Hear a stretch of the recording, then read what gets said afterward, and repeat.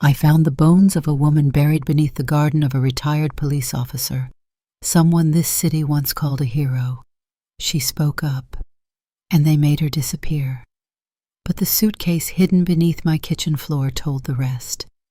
If you think this is just another family story, you're wrong.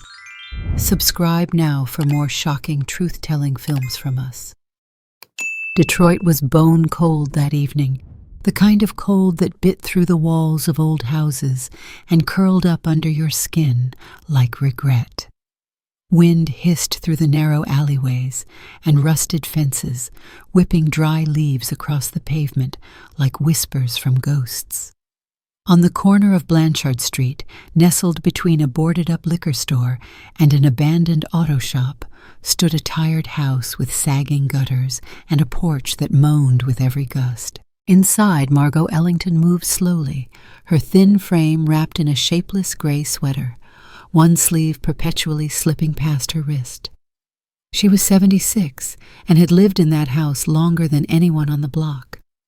Longer than the kids who once raced their bikes down the sidewalk. Longer than her husband dead, now 12 years. Longer than the stories people stopped telling. The house had settled into silence just as she had. The floors creaked only for her, and the pipes groaned in rhythm with her breathing. No TV blared in the background. No pictures lined the walls. She had taken most of them down years ago. She wasn't sad exactly, just still. As if time had slowed inside that house, letting the outside world hurry on without her. In the dim amber glow of a low-wattage bulb, Margot stirred a pot of soup on the stovetop. Carrots, potatoes, and the last half of a rotisserie chicken she'd bought 3 days ago. It was enough. She leaned against the counter, one hand on the edge of the sink, her fingers tapping faintly. Her gaze drifted to the worn tiles beneath her feet, yellowed and cracked in places like teeth gone bad. One tile in particular, near the corner of the stove, had always sat a little higher than the rest. It had annoyed her for years, that tile. She'd tried stepping on it harder, hoping it would snap back into place. It never did. But tonight something shifted.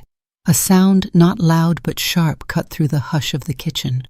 A click, like metal on metal or wood shifting under pressure. Margot froze, spoon suspended in midair. Her eyes flicked downward. That damn tile.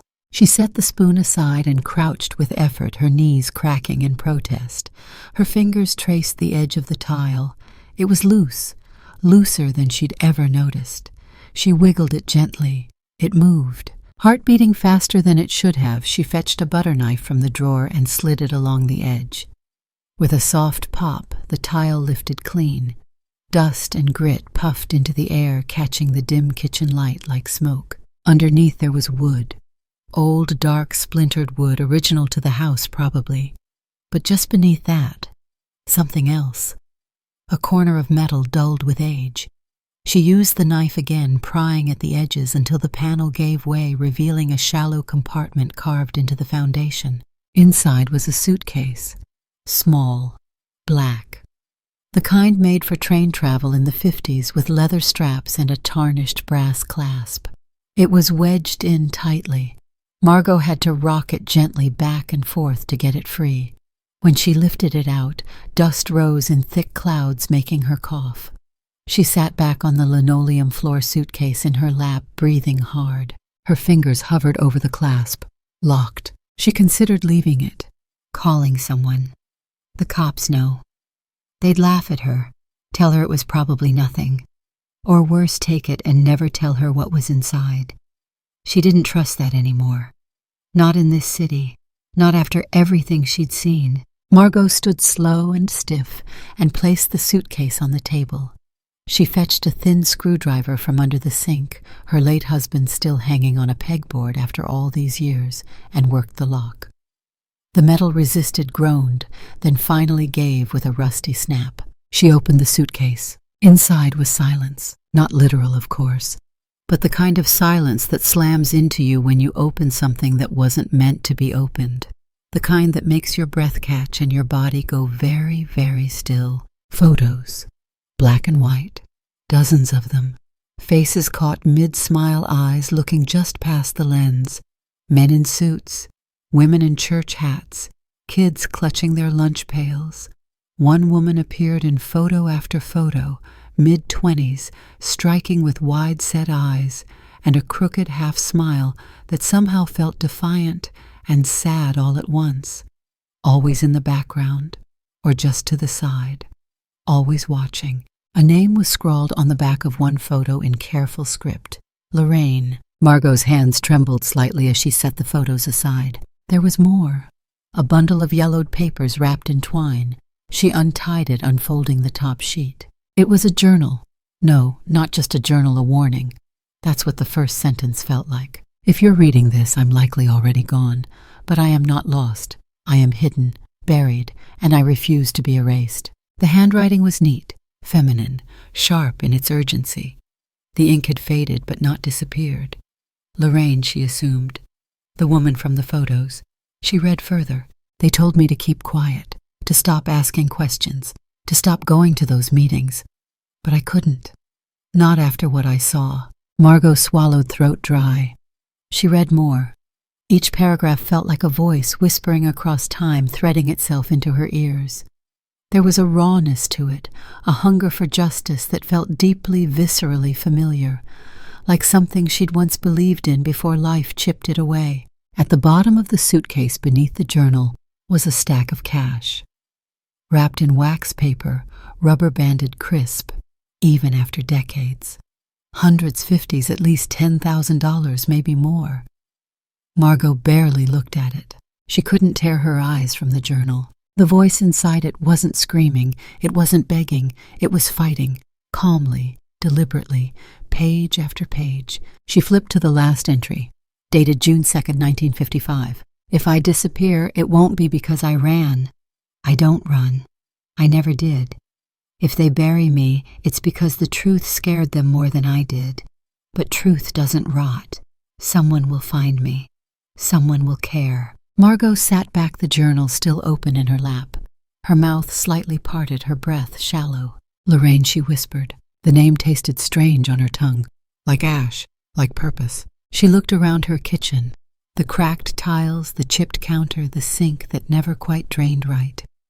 And for the first time in years it felt unfamiliar. Like someone else's home. Like something had shifted in its foundation. She picked up the photo of Lorraine again. The woman's eyes held something fierce in them. Not joy, not sadness. Something between. Margot blinked as if waking up from a long nap she hadn't realized she'd been taking. The air in the kitchen felt different now, heavier, waiting. She stood slowly and moved to the window. Outside, the wind still howled down the streets of Detroit, but now she heard something else far off, faint. A rhythm, the kind that comes when something buried starts to rise. The house didn't feel the same the next morning. Margot sat in the kitchen with her coffee, her eyes fixed on the suitcase, now closed again but no longer hidden. The journal lay open beside it. A single page fluttered in the light breeze slipping in through the cracked window. She hadn't slept well. The words written in that delicate, forceful hand echoed through her mind like a prayer turned into a warning. They told me to keep quiet, to stop asking questions, but I couldn't, not after what I saw. The city outside was just beginning to stir muffled traffic in the distance. A garbage truck grumbling down the block, the low drone of life restarting. But inside the house there was only her and Lorraine. Margot ran her fingers gently across the journal's page. The pen marks had indented the paper slightly, as though Lorraine had been gripping the pen with quiet rage. She turned on the small radio in the kitchen, but the sound only irritated her. It didn't fit. She turned it off. And then quite suddenly the voice came not from the radio, not from the street, but from within. From memory. From imagination. From somewhere deeper. It was Lorraine's voice. Calm, thoughtful, wary, and every syllable heavy with something unspoken. June 2nd, 1955. They followed me again today. Not even subtle this time. Just sitting in that same car on the corner like I'm too stupid to notice. But I see them. I see everything. Murphy's face through the window chewing that damn toothpick. Pretending not to look. but always watching, always waiting. They're scared, they should be. Margot blinked. She wasn't dreaming. She wasn't hallucinating. The words in the journal matched perfectly, but it was more than that. Lorraine's voice imagined or not wrapped around her like smoke. It wasn't just a woman telling her story. It was a woman fighting to be remembered. The page turned in her fingers. I spoke at the meeting last night. The church was full, standing room only. Reverend Dillard said we can't be silent anymore, that silence is complicity. I said the same, and I meant it, but I felt him there, watching from the shadows. Murphy. His badge may be shiny, but his soul is soot. Suddenly the air in the kitchen shifted, and Margot saw it clear as day. A flash of the past, like someone had pulled open a curtain in time. She saw Lorraine, 20-something, full of fire and grace, standing at a wooden podium in a church lit with candles. Her voice rang out strong and steady, though her eyes darted once, just once, toward the back pew, where a man in uniform sat still as stone. The image flickered and faded. Margot pressed her hand to her chest. Was she losing her mind, or was something else happening, something necessary? She got up and took a walk. Blanchard Street looked the same as always, tired. But now every crack in the pavement, every boarded window felt like it held a secret. She walked slowly, cane in hand, until she reached the house next door. Knocked once, twice. A woman answered, maybe in her 50s, eyes tired, shirt stained with coffee. "Hi," Margot said. "Sorry to bother. I live next door." "I know who you are," the woman replied. "You're Margot." Margot nodded. "Did you ever hear of a woman named Lorraine might have lived in my house? Back in the 50s. The woman furrowed her brow. 50s. Before my time. Maybe someone told stories. A neighbor. Something about her going missing. A slow shake of the head. "No, can't say I've heard anything." Margot tried the house across the street next. Same answer. Then the one down the block. People were polite but distant. Faces closed up the moment she mentioned Lorraine. It was like Lorraine had never existed, except Margot had the proof, the voice, the photos, the journal, and that name etched in her brain now like scripture. Back home, she pulled out her old laptop and dusted it off. It took nearly 10 minutes to boot up. She typed Lorraine plus Detroit plus 1955 into the search bar. Nothing. She tried Detroit woman missing 1955. Pages and pages of nothing useful. Names she didn't recognize. Murders unsolved. But none of them matched Lorraine. She narrowed it civil rights activist missing Detroit 1955. The screen went blank for a second, then reloaded with a single article blurred scanned from an old microfilm. She clicked. A headline appeared barely legible. Unidentified colored woman disappears after church meeting. June 5, 1955. No name, just a small blurb. A local woman, age unknown, reportedly failed to return home after a community gathering on the city's east side. Sources claim the meeting addressed police conduct and recent protests. Police state no foul play suspected, no further details available. Margot's hand clenched the mouse. She knew it was her, Lorraine, but they hadn't even used her name, just a shadow. A whisper erased before it could become a scream. She clicked the image of the article to enlarge it, but the resolution was too low. The words bled together. Frustrated, she sat back. Why had no one remembered her? Why had no one even tried? The answer came too quickly. Because Lorraine had been a black woman. In 1955. Speaking up, speaking out, against the people with power and guns and laws behind them. Because women like Lorraine didn't get headlines. They got buried, but not anymore. Margot turned back to the journal, her fingers tracing a fresh page. Officer M watched me walk home again. This time I smiled at him. Let him know I wasn't afraid. Not yet. But I don't think he liked that. I heard something behind me near the alley. Turned around, nothing. But I'm starting to check the locks twice now.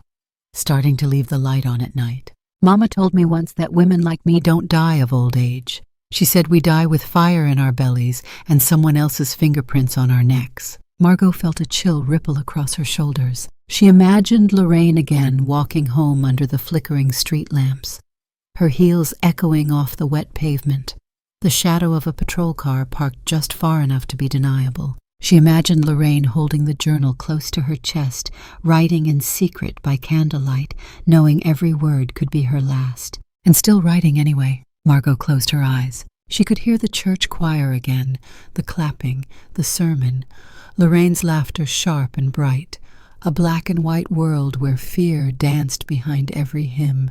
The next entry was shorter. They're inside my head now, not my thoughts, my nerves. I flinch at every door slam, every engine, but I won't stop. They can kill my body, but not this, not these words, not my truth. At the bottom of the page, in smaller handwriting, one final sentence. If someone finds this, please remember me, not the way they want, but the way I was. Margot stared at those words for a long time. Then she stood up and walked back to the neighbors' houses. She knocked again, politely, firmly. One woman answered with a sigh. "You're not going to let this go, are you?" "No," Margot said. The woman hesitated, looked around, then stepped outside and closed the door behind her. "I do remember something. My aunt used to talk about a girl who vanished, said she was loud, said she didn't know her place." "What was her name?" Margot asked, breath held tight. "I don't know. Auntie never said, just called her that troublemaker girl from the corner house. She disappeared and the cops came around asking questions. Then nothing. It all just stopped." "Was it Lorraine?" Margot asked. The woman looked down. "Could have been. I was a kid. But I remember the way Auntie said it. Like it was her fault. Like being loud got her gone." Margot nodded, her fists clenched at her sides. When she got back home, she wrote one thing in her notebook. They erased her name. "I won't." The Detroit Police Archives building sat like a silent sentinel on West Grand Boulevard Tall Square and built for function over invitation. Its stone facade hadn't been cleaned in years, and a faint smell of mildew clung to the air inside like a warning. Margot stepped through the revolving glass doors, her coat drawn tightly around her, clutching a printed photo of Lorraine in her gloved hand. She looked small in the vast marble lobby, nearly swallowed by the ceilings and the cold indifference of the place. She approached the front desk. A woman in uniform barely looked up. "Can I help you?" "I'm looking for case records," Margot said, her voice steady. "A missing person from 1955. "Name?" "Lorraine? I don't know the last name, but she lived on Blanchard Street. She disappeared after a church meeting that year." The woman sighed. "You need a file number or a next of kin to access anything pre-1970. Margot bristled. "So if no one remembers her name, she doesn't exist." The woman finally looked up, her face a mix of annoyance and bureaucracy. "Ma'am, it's procedure. We don't just hand out classified documents because someone has a hunch." Margot placed the photo on the counter gently. Lorraine's crooked smile stared up from the grainy paper. "She was real," Margot whispered. "She was someone." The officer's expression didn't change. Margot turned and walked away. Outside, the wind had picked up. The January sky was the color of lead, and flurries drifted lazily across the sidewalk. She pulled her scarf tighter and didn't notice she was clenching her fists until her fingernails dug into her palms. She needed a different route. So she went to the place where stories lived when no one else wanted them, downtown, buried beneath the noise and rush in a dusty corner of the city library. The public archives. She took the old elevator to the 4th floor, walked past rows of microfiche reels and file cabinets, and stopped at a long oak table. She spread out the photo, the journal, and a notebook she'd started filling with scribbled notes and questions. A voice interrupted her thoughts. "Excuse me. Is that a journal?" She looked up. A young man stood on the other side of the table, late 20s, maybe early 30s, skin, dark eyes, curious. His badge said Jalen Carter, research assistant. "Yes," Margot said cautiously. "It belonged to a woman named Lorraine. She lived in my house in the 1950s. I think she was erased." Jalen stepped closer. "Mind if I take a look?" Margot hesitated, then slid the journal toward him. He handled it with care, more reverence than most people gave history. He read silently for a minute, then looked up. "This is heavy. You said she lived on Blanchard?" "Yes." Jalen scratched his chin. "My great-grandmother lived 2 blocks from there. I've heard stories, whispers, about women who vanished, about cops that didn't care, about cops who made sure no one asked twice." Margot leaned forward. "Do you believe me?" He met her eyes. "I believe you, and I think I can help." They spent the next 3 hours combing through microfilm, cross-referencing names in the journal against archived newspapers, church bulletins, and civil rights flyers. Jalen moved with quiet efficiency, his fingers dancing across the keyboard, his eyes sharp.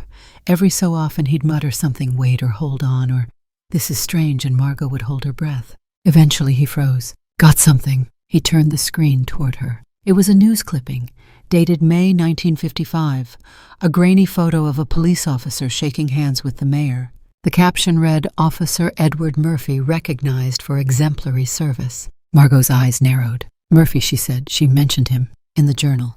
"Officer M." Jalen nodded. "There's more. I found a civil complaint filed that same month.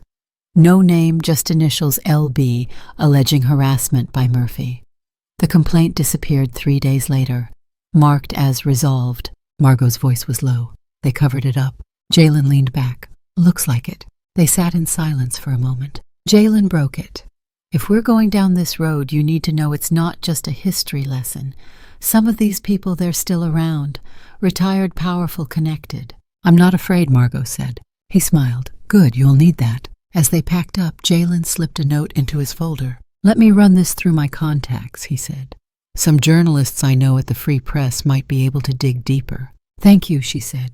They walked out of the library together, the sky now full of falling snow. When Margot got home, the wind had knocked her trash bin over. She bent to right it, and that's when she noticed a black car, parked across the street, engine off, windows tinted. She stared at it for a long moment. Then deliberately she walked inside. She didn't sleep that night, not because of fear, because of fury. She woke before dawn. The city was still asleep. She made tea and sat at the table reading Lorraine's journal again. Then she heard the soft thunk against her front door. She stood, opened it. An envelope, no return address. Inside a single piece of paper, typed. "Don't dig up the past if you don't want to be buried with it." Her hands trembled, but only for a second. Then she smiled. "They're scared," she whispered. She pinned the note to the fridge with a magnet shaped like a sunflower, and then she wrote a new entry in her notebook. "Murphy, 1955. Civil complaint. LB X Lorraine. Disappeared June. Officer honored May.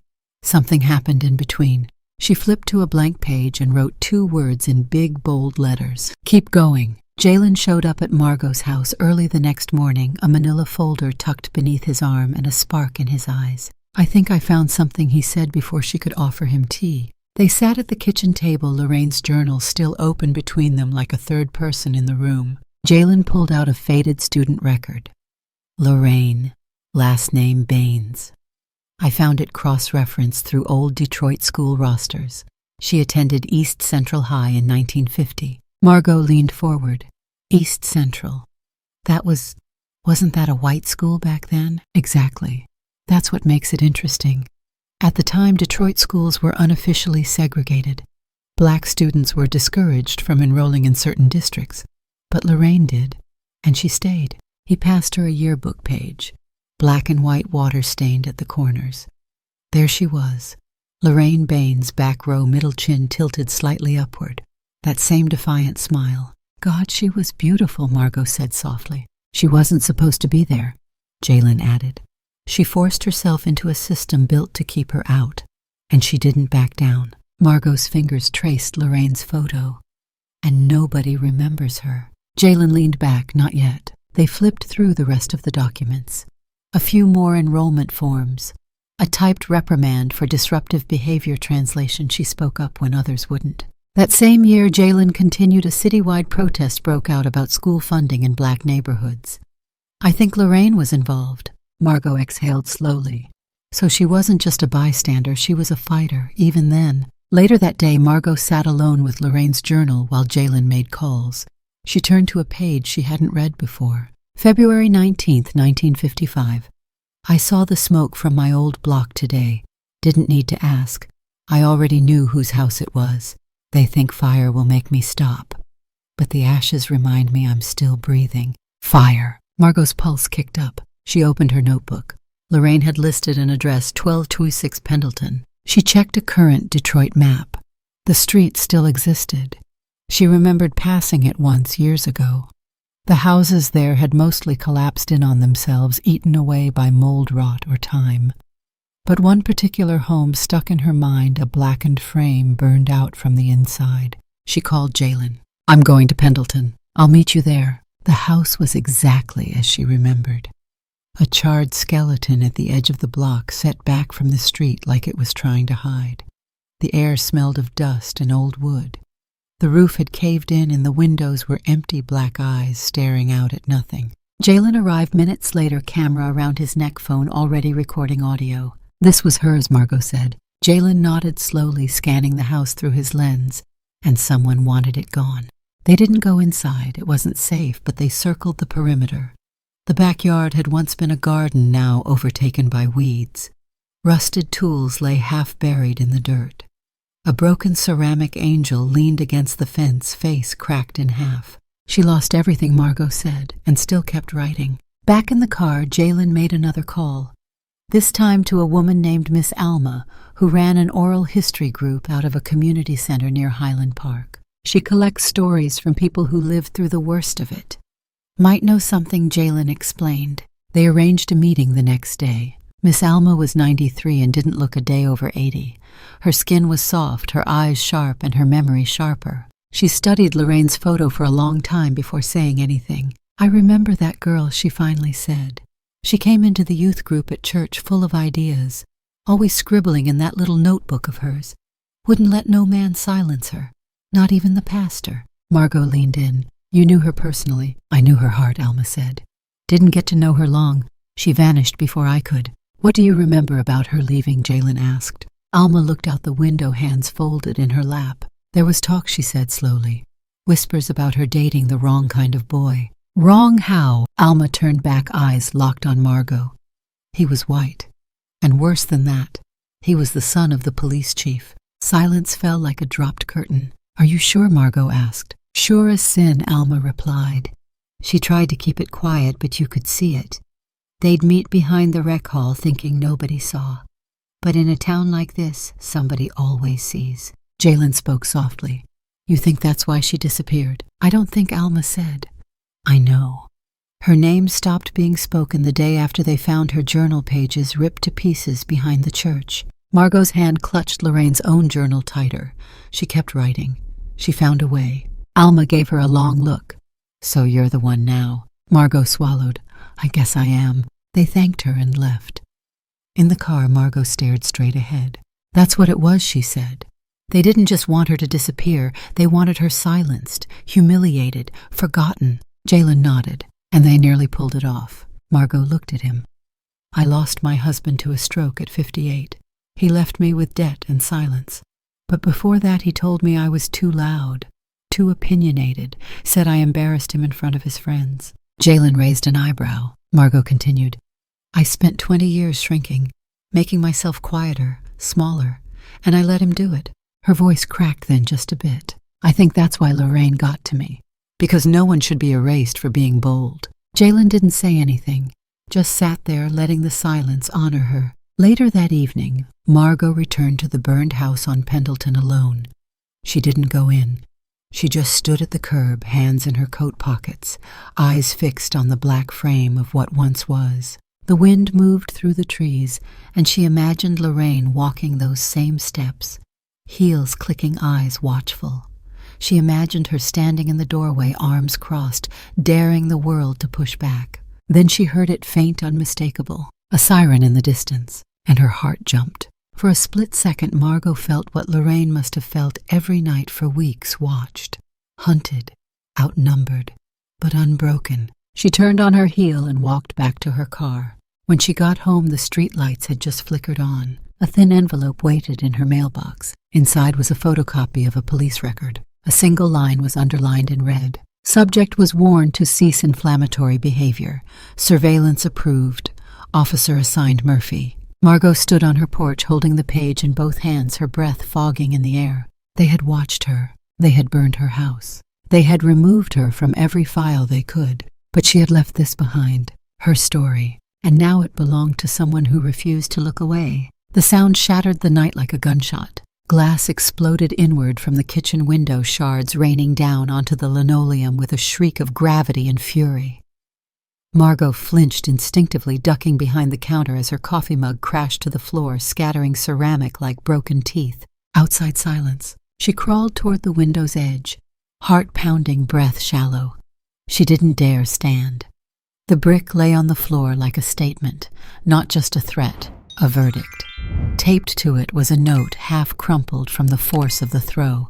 "Close the book, old woman, or we will." Margot stared at it. No shaky hands this time, no fear. She rose slowly, wiped a small cut on her arm with a dish towel, and walked to the front door. She locked it twice, then reached for her phone. "Jalen," she said when he picked up. "They just broke my window." He was there in 20 minutes. When he arrived, he looked as furious as she felt. His car screeched to a stop door left half open.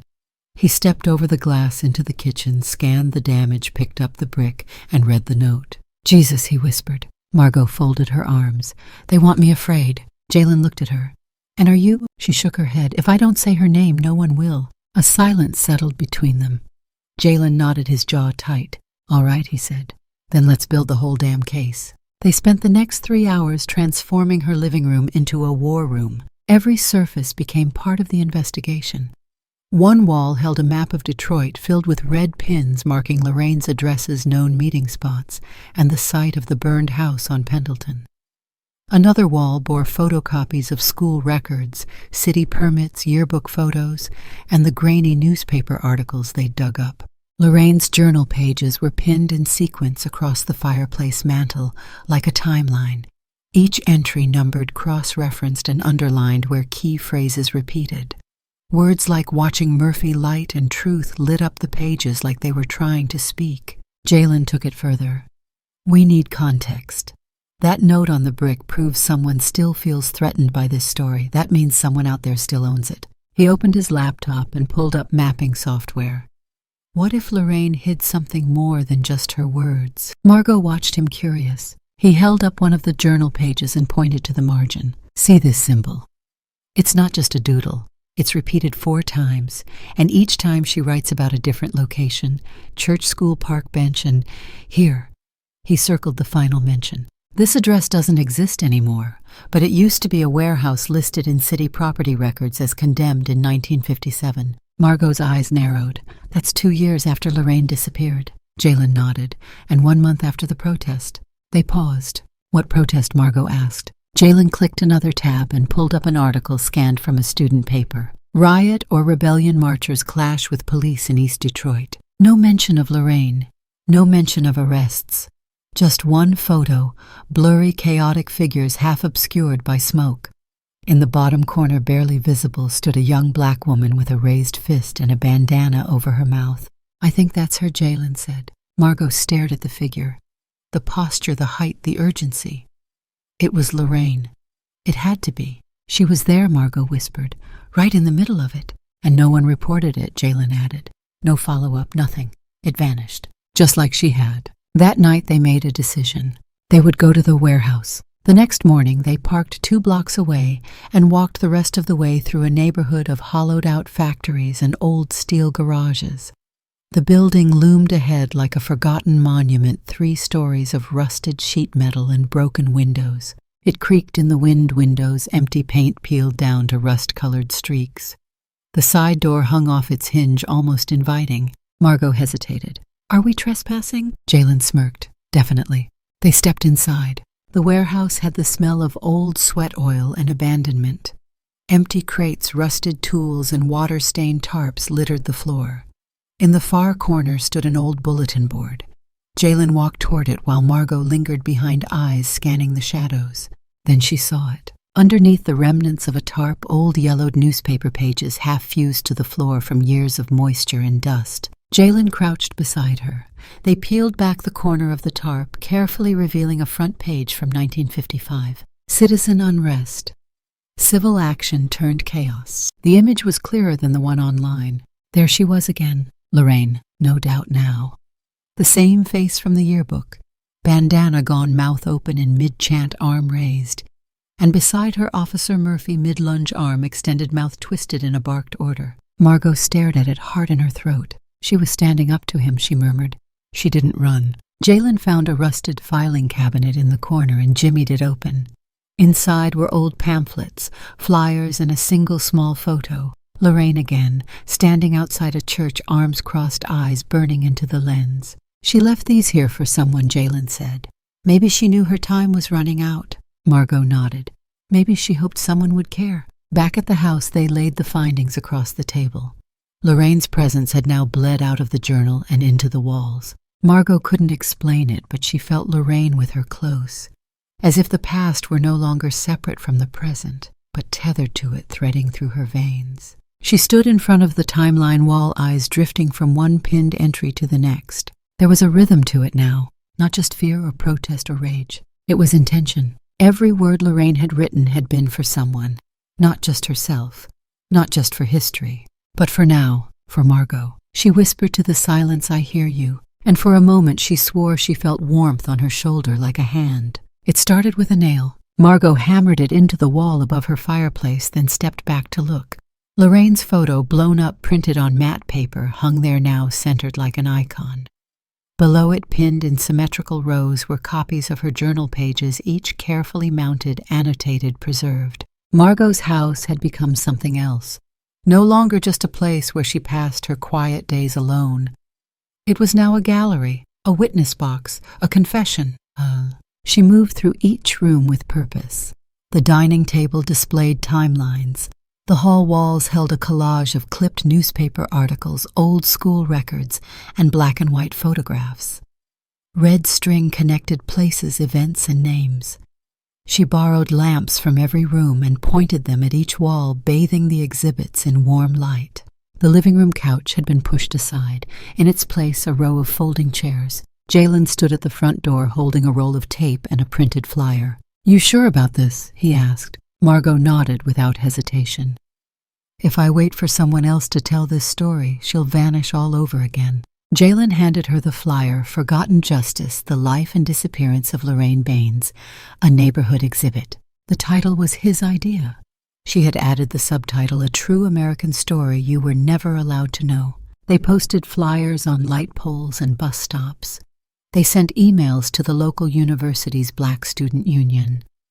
Jalen uploaded a digital invitation to his blog along with a blurred version of Lorraine's protest photo. The opening day was a Thursday. They didn't expect much, but by noon people had begun to trickle in. Students with notebooks, a young woman with a DSLR, an older man with a Detroit Free Press badge clipped to his collar, neighbors, mothers with strollers, 2 retired teachers who remembered the East Central protests. Margot stood by the fireplace, hands clasped, quietly watching. It wasn't just curiosity she saw in their eyes. It was recognition. Like they had been waiting for someone to give voice to a story they had felt but never heard. One woman, maybe 30, touched the journal page that spoke about being followed home. "She wrote this in 1955, Margot said. The woman blinked. "It sounds like something I felt last week." Jalen handed out printed copies of Lorraine's protest photo and talked through the known timeline of events. He didn't call it speculation. He called it reclaimed history. By 5 p.m., local reporters were asking for interviews. Margot politely declined most. But that night, the Free Press ran a headline online, "Grandmother's Home Becomes Memorial to Missing Civil Rights Activist." And then the letters started. Most were encouraging. Survivors, scholars, children of long-dead organizers. One woman wrote, "Thank you for saying her name. I didn't even know she had one." But one letter was different. No return address. Just a single sentence typed in courier font. "I knew Lorraine. Meet me, alone." At the bottom was a time and place, 4 p.m. Friday. Gratiot Diner, Booth 6. Jalen read the letter twice. "Could be a trap," he said. "You're not going alone." Margot shook her head. "If they wanted me gone, they had their chance. Still, I need to hear this. I have to." Jalen sighed. "Then I'll sit at the counter. You'll still be alone, but not unprotected." The Gratiot Diner hadn't changed much in 50 years. Cracked vinyl booths, chrome accents dulled by decades, the scent of fried onions embedded into the wallpaper. Margot entered exactly at 4. Booth 6 was in the corner. A man was already seated. He looked mid-70s, though the lines in his face suggested more. His hair was thin and white, his coat oversized. He wore gloves despite the warmth. When Margot approached, he nodded once and gestured for her to sit. "I used to be someone," he said without preamble. "Now I'm just a name on a pension." "Who were you?" she asked. He reached into his coat and slid over a faded badge. "Thomas K. Danvers, DPD. Retired 1987, he said. I was a rookie in 55, desk duty, but I knew the names. Lorraine Baines. He looked out the window. Bright girl, too bright. Asked too many questions. Went places she wasn't welcome. What happened to her? His voice dropped. They said she ran, that she left town. But we all knew she didn't. One day she vanished. No missing persons report, no official notice, just gone. Why? He took off one glove, revealing fingers twisted by arthritis. She was with someone, he said. A boy, Patrick Murphy, son of Chief Murphy. Margot's breath caught. They were quiet about it, he continued. But the chief found out. Said it would destroy the department's image. His son and a colored girl, not on his watch. Margot leaned in, eyes burning. Did he kill her? Danvers paused, looked down. I didn't see it. But I heard things. The night she vanished, there was shouting in the back room of the precinct. Then a car leaving fast. A week later, we were told never to speak her name again. Her file disappeared. Where? Margot asked. Where is she? Danvers hesitated. I asked an old sergeant once. Drunk. Said she was buried. Planted, he said. In the backyard of a house the department used for surveillance, on Rivard Street. That house doesn't exist anymore. Margot felt tears begin to press behind her eyes. Why are you telling me this now? Danvers shrugged. I'm dying. Doesn't matter anymore. But she deserves better than this silence. He stood to leave, then paused. They didn't just kill her, he said. They erased her, and no one stopped them. Margot sat there long after he'd gone, staring at the empty booth across from her. Later that night, back at the house, she stood in front of Lorraine's photo and whispered, They didn't just kill you. They killed the idea of you. She cried then, not because she was weak, but because the enormity of it all had finally cracked open. Jalen found her like that, sitting cross-legged on the floor, the journal in her lap. I don't know what's worse, she said, that they murdered her, or that they erased her like she was never real. Jalen sat beside her, but she was real. And now everyone's starting to know it. They sat in silence as the light from the exhibit flickered softly across the walls. Outside, the world was still catching up. But inside that house, the truth had already found its voice. The fire started just after 2 a.m. Smoke crept along the ceiling, first soft and sinister, sliding between picture frames and curled journal pages, like it had studied the room's layout. The first flame caught in the corner of the living room exhibit, Lorraine's enlarged photo, and then spread along the wall like a lie told too many times. Margot awoke coughing. She tried to sit up, but her lungs seized, and her vision blurred into stinging red and black. The air was thick, the world shrinking to heat and panic. She could hear wood groaning, crackling like bone. The walls, the ones she'd covered with Lorraine's words, were glowing now, melting, screaming. She reached for the suitcase instinctively, but she couldn't move. Then the front door burst open. Margot, Jalen's voice hoarse and terrified. Stay with me, I've got you. Strong arms wrapped around her frail frame. She felt the cool night air slap her face as he carried her out, just before the ceiling collapsed behind them in a roar of fire and memory. Sirens pierced the silence, too late but loud. Outside, flames licked the roof like angry tongues. Neighbors stood barefoot on lawns, robes drawn tight, eyes wide with disbelief. One woman sobbed. A teenager filmed with shaking hands. Another man said, They did it. I knew they would. Jalen laid Margot gently on the grass, his coat over her. Her lips moved barely audible. The suitcase, she rasped. I got it, he said, holding it up. Scorched on one corner but intact. It's safe. She's safe. Paramedics pushed in, lifted her onto a stretcher. Jalen held her hand until they wheeled her into the ambulance. I'm not letting them silence her, he whispered. Not now. Not ever. The fire marshal's report came hours later. Electrical issue likely originating from outdated kitchen wiring. Jalen read the line out loud and nearly tore the paper in half. Bullshit. He stood in the charred skeleton of what had once been the exhibit. Ash clung to the window frames. The smell of melted plastic and old paint hung heavy, but the walls still stood. And on one of them, partially burned but still legible, was Lorraine's final journal entry. If they bury me, it's because the truth scared them more than I did. Jalen turned to his phone. His fingers trembled as he opened his live stream app. The camera activated. The screen lit, his face, dust-streaked eyes red but voice firm. This was no accident, he said, gesturing to the blackened remains behind him. This was a warning, a message. But here's our message back. It didn't work. He raised the suitcase to the lens. They tried to burn the truth, but the truth is fireproof. That clip spread faster than the flames ever did. By morning, it had reached over 200,000 views. By noon, 5 million. Hashtags appeared. Justice for Lorraine. Burned but not silenced. Fireproof truth. Celebrities retweeted it. Activists called for investigations.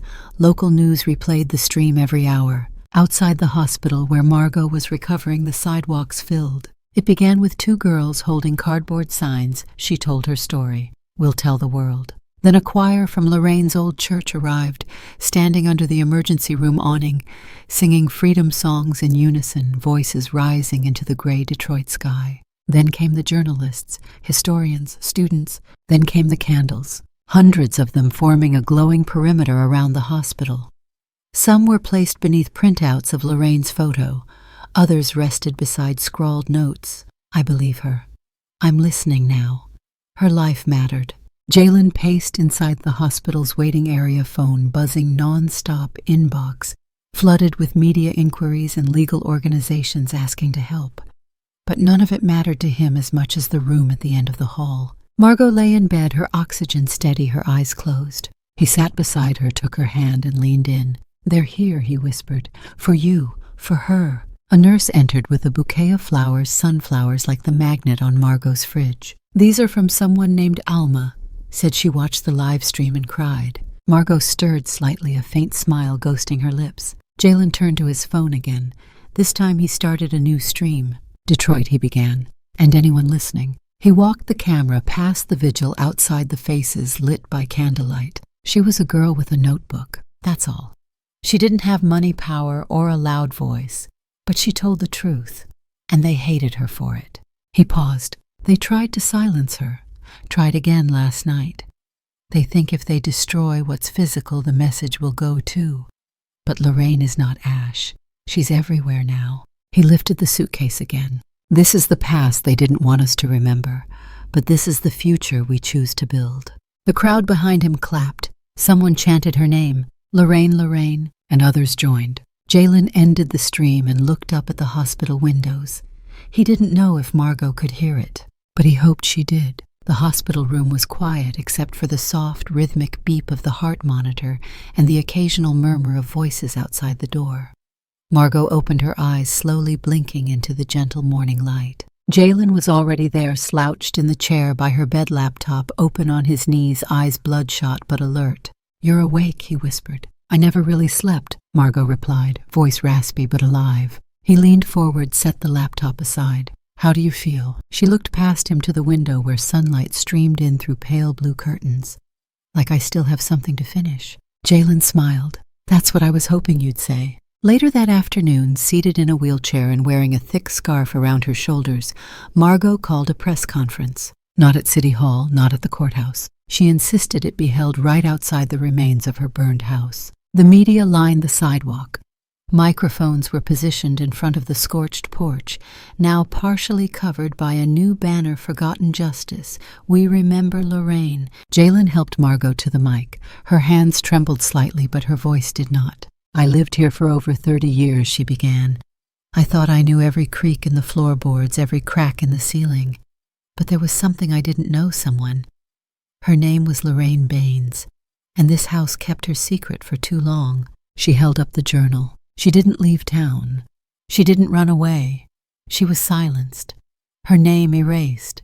Her story hidden like something to be ashamed of. But Lorraine was never the shame. She was the fire. A hush fell across the crowd. I'm not her family by blood, Margot continued, but I know her now, and that makes her mine. The next day, Jalen transmitted digital scans of every document they'd recovered, journal pages, police notes, protest photos, the witness letter from the retired officer to 3 national newspapers, a human rights legal organization, and a non-profit that tracked cold cases involving racial violence. He didn't ask permission. Margot had already given it. By the end of the week, the New York Times, ProPublica, and The Guardian all ran front-page stories. Buried truth. Detroit woman reopens. 70-year-old civil rights cover-up. Who was Lorraine Baines' justice delayed but not denied? Within 72 hours, the State Attorney General's office announced it was sending a special prosecutor to Detroit to evaluate the newly revealed materials. Her name was Monica Traynor, and she didn't come quietly. In her press briefing, she stood before a wall of reporters and said, "We believe there is credible evidence suggesting a homicide was committed in 1955 and systematically covered up by law enforcement. We intend to pursue this." The crowd outside Margot's hospital window roared. Margot sat in bed watching it live on Jalen's phone, her eyes filled with tears. "I never thought I'd live long enough to hear someone say that out loud." "You're the reason it's being said," Jalen replied. A week later, a grand jury was impaneled, and Murphy, now 89, partially blind, living in an assisted living facility in the suburbs, was subpoenaed. His lawyers tried to quash the order claiming age and mental incapacity, but the prosecutors pushed. The people pushed harder. On the day of the public hearing, thousands gathered outside the courthouse. Banners, shirts, buttons with Lorraine's photo on them, homemade signs read, "She was never lost. Lorraine still speaks. Tell the truth, Murphy." Margot stood near the courthouse steps, wrapped in a wool coat, her cane planted firmly at her side. Jalen stood beside her, live-streaming the moment to the world. Inside, Murphy was rolled into the chamber in a wheelchair, looking as small and pale as ash. But no one forgot what he had once been: powerful, protected, untouchable. Margot sat on the front bench, clutching a handkerchief in one hand and a photo of Lorraine in the other. The prosecutor began with calm authority. "Mr. Murphy, in 1955, you were a serving officer with the Detroit Police Department, correct?" A pause. Murphy nodded faintly. "Is it true you were assigned to monitor local civil rights meetings?" "Yes." "Is it true your own son, Patrick Murphy, was in a relationship with Lorraine Baines, a black civil rights organizer?" His jaw tightened. "I don't recall." The gallery murmured. "Do you recall being present at a protest on May 31st, 1955, where Miss Baines was photographed standing across from you?" Silence. "Do you deny that her file disappeared while you were still active in the department?" More silence. The prosecutor took a breath. "Mr. Murphy, are you saying you had no knowledge, involvement, or oversight in the disappearance of Lorraine Baines?" He finally looked up, and for the first time in decades, the face of a man who had never been held accountable began to crack. "She was warned," he said, voice thin, raspy, but clear. "She didn't listen." "Warned by whom?" "Everyone." "Did you kill her?" A long pause. "I buried it," he muttered. "All of it." And then he wept. Gasps rang through the chamber. Outside, the news broke in real time. Jalen's live stream exploded with comments. He said it. He admitted it. "Tell the truth, Murphy." Margot stood, her face pale, her body shaking, not with rage this time, but release. The kind of weight that leaves a person only after they've carried it for far too long. She walked out into the sunlight. Reporters surged toward her. "What do you want to see happen next?" one asked. She looked at them, eyes tired but fierce. "I want them to dig where he buried her. I want her name in the records. I want her to be more than a whisper. I want Detroit to remember the girl they tried to forget." And then she looked directly into the camera. "I want them to say her name without shame." The courtroom was standing room only. Outside, hundreds lined the steps, held back by yellow police tape and barricades. News vans idled on the street like silent predators, satellite dishes angled toward the sky. Reporters in wool coats muttered updates into their microphones, while students, clergy teachers, and longtime Detroit residents held signs aloft in the biting wind. "Say her name. Lorraine Baines was never lost. History has eyes." Inside, the air was tighter. Too many bodies, too many decades of silence pressed into the wood paneling. A clerk called the room to order, and then they brought in Edward Murphy. The man who had once terrorized a city from behind a badge now looked like a relic, a deflated balloon in a gray cardigan. Age had withered him. He was 90, maybe older, sunken-eyed, his skin thin and pale as rice paper. But his presence still drew every gaze. His wheelchair creaked as it rolled over the tile floor. The oxygen tank at his side hissed rhythmically. Still, even in that state, people stared like he might suddenly lash out. Margot sat in the front row, hands folded tightly over a handkerchief. On her lap was a laminated photo of Lorraine clipped to the edge of her bag like a badge of honor. Jalen stood just behind her, live streaming again, phone angled with precision. When Murphy was asked to state his name, he didn't speak. He nodded. The prosecutor trainer wasted no time. "Mr. Murphy," she said, stepping forward, "you served as a police officer in Detroit from 1949 to 1978, correct?" He nodded again, lips thin. "You were assigned to community enforcement in the 5th District during the spring of 1955. More silence. "We have copies of duty rosters. Your signature appears on at least 17 surveillance reports targeting civil rights meetings that year. Do you deny authoring those?" Murphy's voice, when it came, was small and dry. "No." "And the name Lorraine Baines?" A pause. Then a flicker barely perceptible in his clouded eyes. "Yes," he whispered.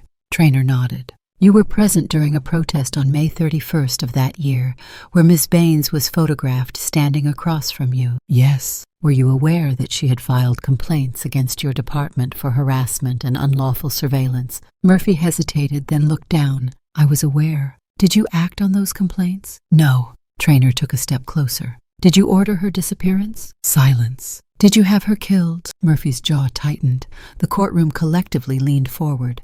Then finally he spoke. "I followed orders." "Whose orders?" Trainer demanded. "The chief's." A beat of silence, then a wave of gasps. "You're referring to Chief Robert Murphy, your father," Trainer clarified. "Yes." "So you're saying the head of the Detroit Police Department ordered the targeted killing of a civilian?" Murphy exhaled through his nose like the weight of the sentence itself was too heavy. "She was dangerous," he said. Trainer's eyes sharpened. "To whom?" "To the city," Murphy muttered. "To its order. She stirred people up, got them angry, made them believe they deserved more." The words hung in the air like poison. "You didn't kill her because she was dangerous," Trainer said, her voice rising. "You killed her because she was right, and you were afraid." Murphy didn't answer. Trainer turned to the judge. "We ask the court to accept this statement as a formal confession and move forward with the requested forensic order to exhume the site described in the original journal and corroborated by Mr. Danvers." The judge looked out over the packed room, then nodded once. Motion granted. Outside, the crowd exploded. The live stream reached 1 million views within an hour. Cable news picked up the clip before court even adjourned.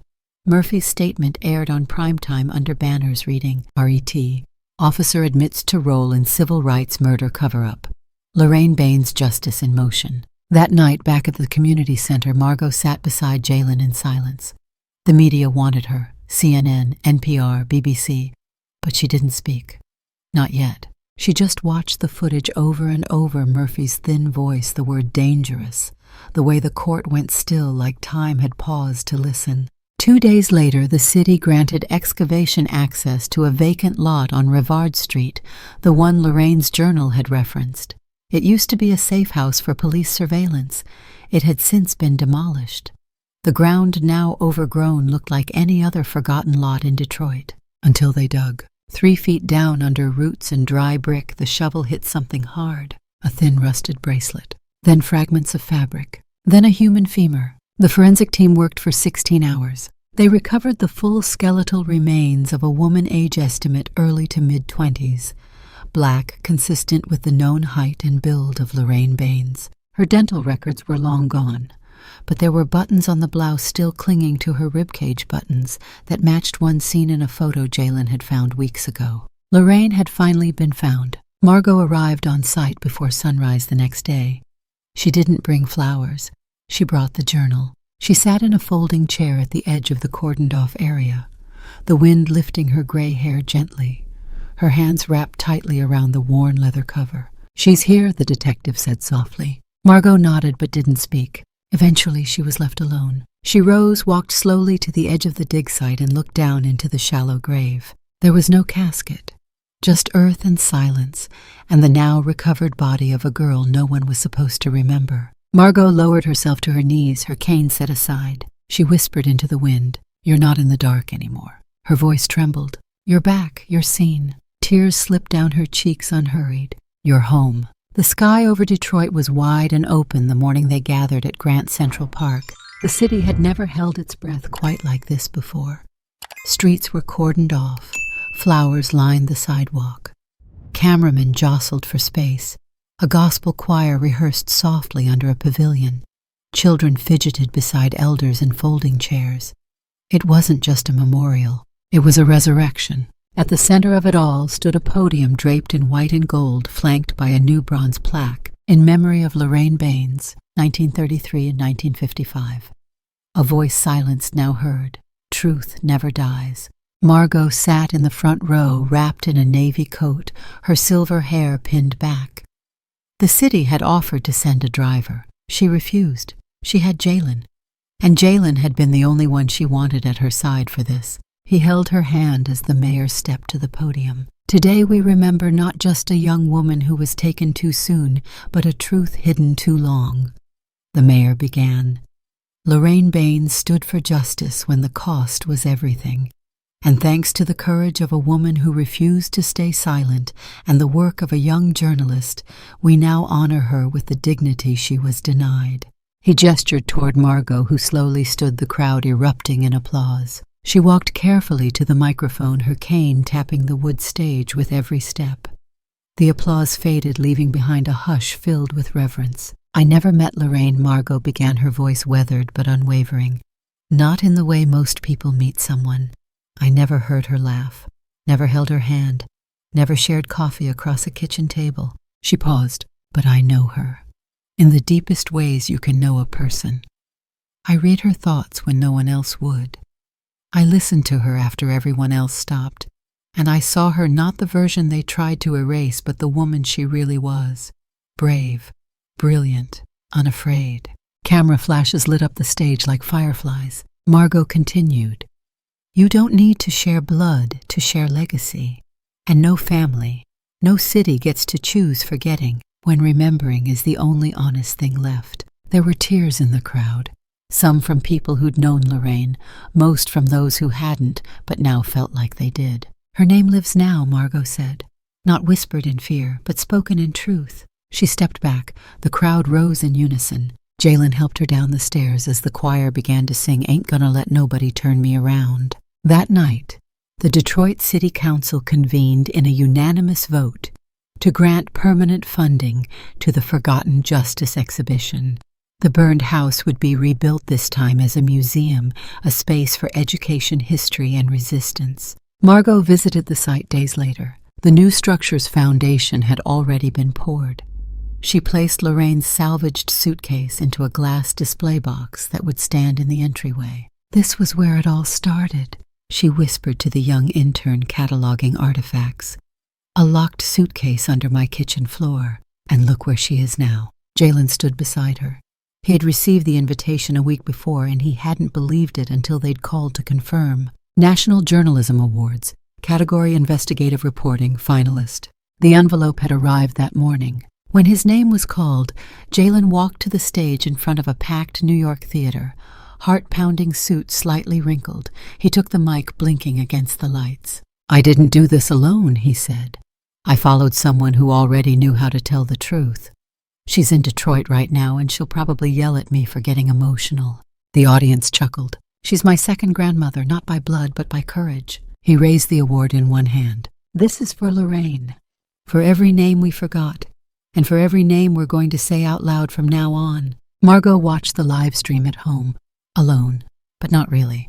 The suitcase sat on a side table, the journal in a museum case. The silence that had once filled her home was now replaced by letters, emails, calls, people reaching out from all over the country. Your story helped me remember my aunt.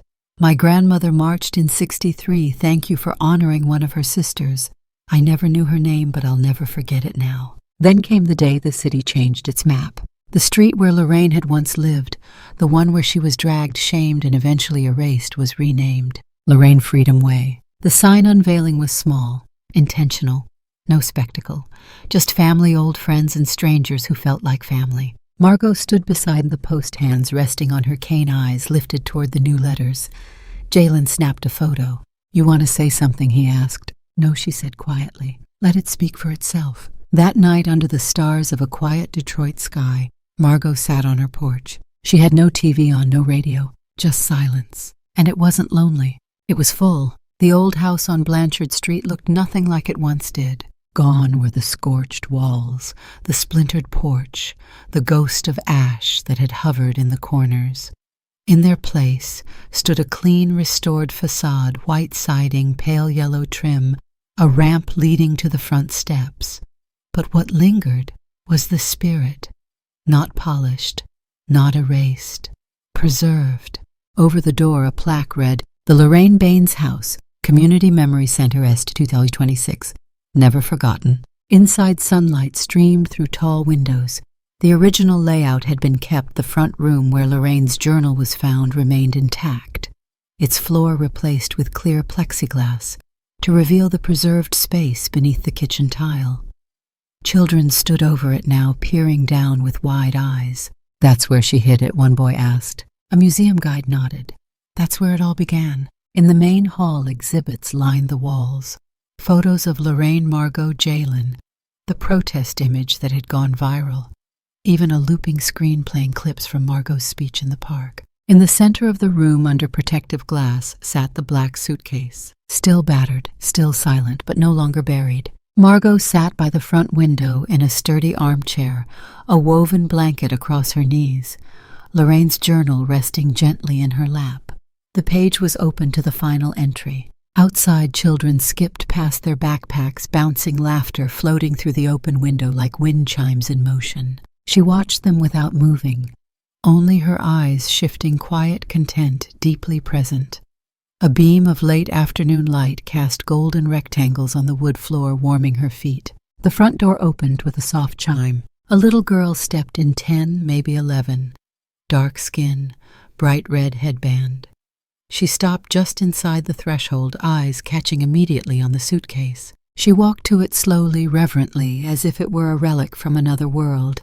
Margot watched her, said nothing. The girl looked over her shoulder.